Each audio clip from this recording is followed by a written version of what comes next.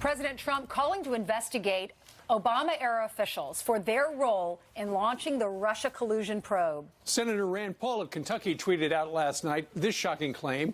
Breaking, a high-level source tells me it was John Brennan who insisted that the unverified and fake Steele dossier be included in the intel report. Brennan should be asked to testify under oath in front of Congress as soon as possible. Senator Rand Paul joins us now to explain. Senator Paul, what more can you tell us about the lead you got?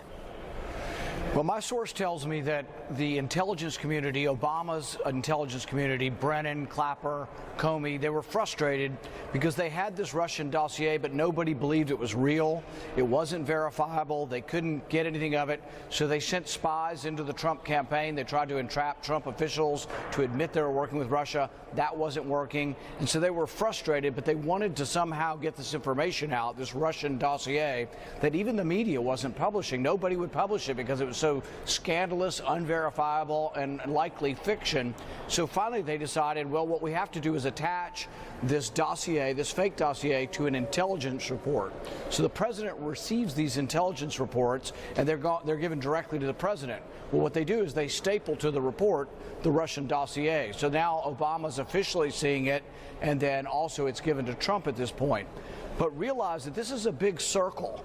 They'd had the dossier for months and months. So when John McCain is given the dossier, it's given to him by people who may have leaked it from our government to John McCain, so John McCain can give it back to the FBI. I mean, it's a crazy circle, all trying to justify something that wasn't true, but extraordinary power of these people and extraordinary corruption. And they almost brought, they tried to bring down a sitting president.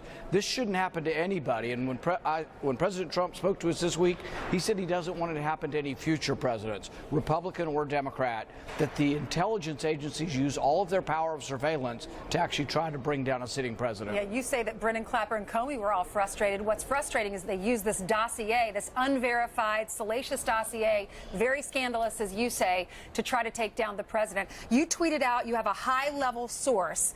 I doubt you're going to tell us who the source is, but I have to ask, who's the source? And if you're not going to tell me the name, how trustworthy is this person?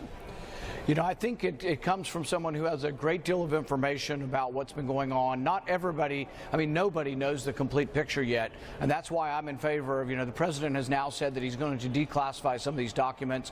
See, I believe that the dossier, had been held by the FBI for several months.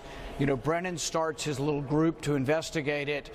I believe at that time they did talk to President Obama about it, and I think they should all be asked, when did President Obama learn about this and what was his recommendation? He's in charge of the government. Did he recommend that you try to spread the dossier throughout the government? Remember those reports right around the time of the election, right after Trump won, They were saying that Obama officials were spreading this information throughout government.